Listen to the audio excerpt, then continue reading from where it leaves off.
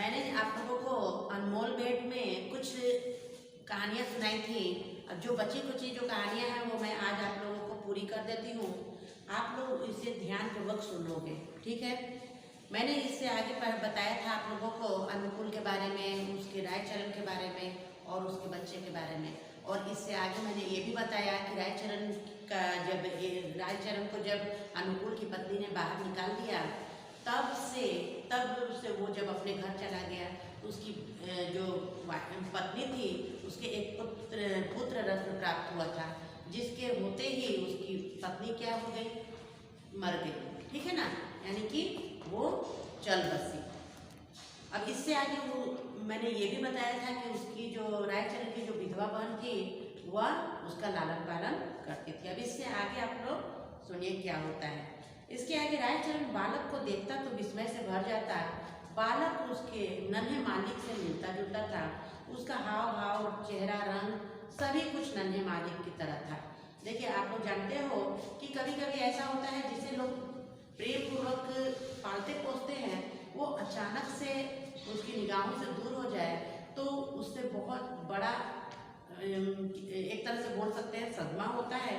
उसी प्रकार रायचरण जब भी अपने बच्चे को देखता तो उसे क्या लगता, उसे बहुत माने उसको लगता है कि मैं अपने नन्हे जो मालिक था उसे देख रहा हूँ, है ना।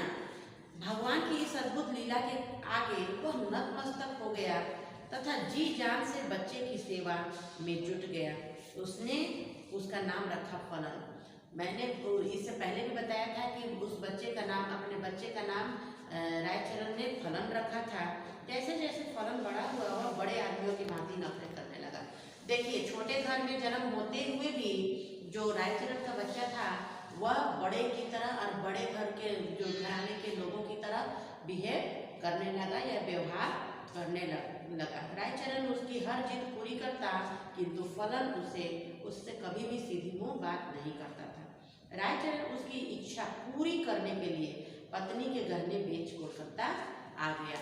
देखिए, हर माँ बाप की एक ख्वाहिश होती है कि उसका बच्चा जो है वो क्या करे, हर तरह से उसका बच्चा खुश रहे और खुशी के कारण वो हर वो काम कर देता है जो कि उसके बच्चे को खुशी मिलती है। उसी प्रकार रायचरण ने भी उसकी खुशी के लिए, उस बच्चे की खुशी के लिए क्या किया, अपना जितना भी जायदाद था, जो भी उसने कमाया था, सारे कमाऊ जो भी रत्न उसके पास थे, जो भी धन थे, जो भी चीज़ था वो उसने उसको उसके ऊपर निछावर कर दिया, ठीक है ना। रायचरण अब फलन का खर्च उठाने में स्वयं को असमर्थ समझने लगा। देखो बच्चों, सबसे मेन पॉइंट में मैं एक बात बोलना चाहती हूँ।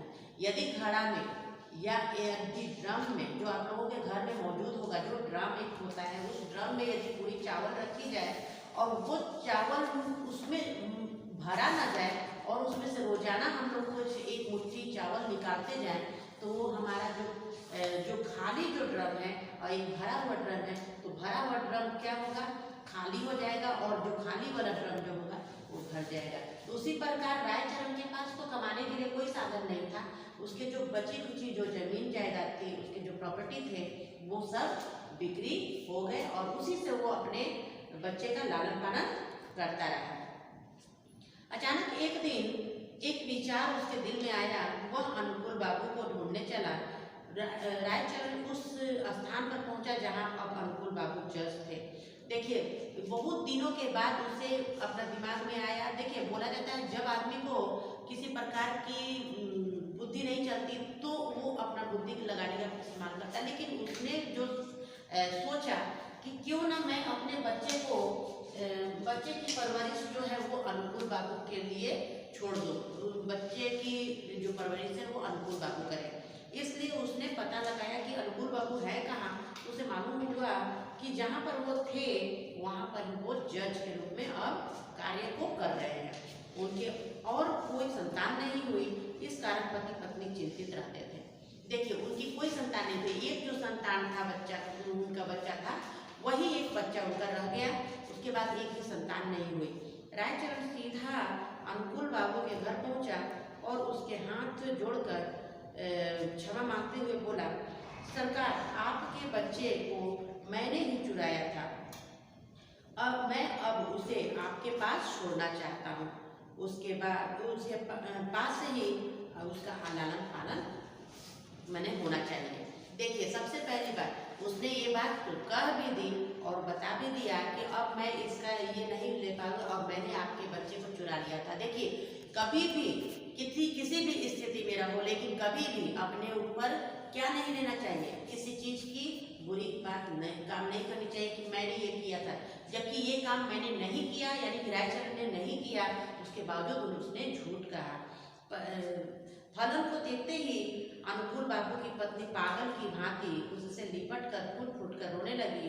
अनुकूल बाबू ने देखा तो देखते ही रह गए। देखिए, फूट फूट कर रोने लगी। कौन?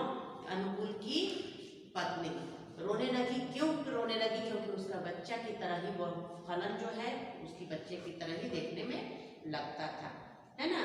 ठीक है, किंतु तुम यहाँ नहीं रह पाओगे। देखिए, एक बार किसी के विश्वास यदि टूट जाता है तो दोबारा कभी भी नहीं जुड़ता है। ये आप लोग भी अपने जिंदगी में, अपने लाइफ में ये अक्सर याद रखना, भरोसा कमाना बहुत मेहनत वाली चीज होती है, लेकिन भरोसा तोड़ना 2 मिनट भी नहीं लगेगा। देखिए, जैसे आप लोग जब घर बनाते हैं, आपके पापा घर बनाते हैं तो क्या होता है, बनाते बनाते बनाते कम से कम कितना दिन लगता है? कम से कम तो 6 महीना लग जाता है घर बनाने में। जब बहुत ज्यादा आपके पास पैसे हैं तो आप 1-2 महीना में आपने बहुत सारे मजदूर रखे और घर बना लिया। लेकिन यदि आपको वो घर तोड़ना पड़ेगा तो कितना टाइम लगेगा? उस घर को तोड़ने के लिए आपके पास बस केवल 1 से 2 घंटा लगेगा, उसके बाद कुछ नहीं, है ना। उसी प्रकार उसने अपने विश्वास को तोड़ दिया, यानी कि जो विश्वास था अनुकूल बाबू को, वही विश्वास को उसने कायम रख दिया। रायचरण बहुत हाथ पैर जोड़े, पैर पकड़े और रायचरण को वहां रखने के लिए कोई तैयार नहीं था। जब आपने कह दिया एक बार आप जब चोरी कर सकते हो तो दोबारा भी चोरी कर सकते हो, उन लोगों के दिमाग में ये आ गया। फलन ने भी कहा, पिताजी ऐसा करें, आप इसे साथ न रखें तो इसे की पेंशन कर दें। देखिए, एक बाप के लिए और एक माता के लिए, यानी आप लोग जानते हो कि बाप किसको बोलते हैं? पिता को बोलते हैं। एक पिता और एक माता के लिए इससे बड़ी दुखदायी बात क्या हो सकती है कि उसका खुद का बच्चा कह रहा है कि आप इसको रखो चाहे मत रखो, इसको पेंशन दे दो।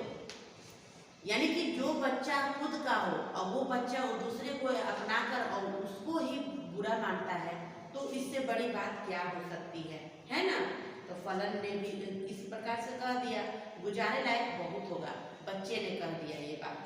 रायचरण के कानों में जैसे किसी ने गर्म शीशा उड़ेल दिया हो। अब इस तरह से बात जो होती है वो माँ पिता के लिए कोई बड़ी कम समझने वाली या सोचने वाली बात नहीं होती, ये बहुत बड़ी बात होती है। इसके उपरांत वो और अधिक न सुन सका, कोठी से सीधा बाहर निकल आया। महीने के अंत में भेजा गया अनुकूल बाबू का मनी ऑर्डर रायचरण के गांव से वापस आ गया। वहां अब कोई रायचरण नहीं था।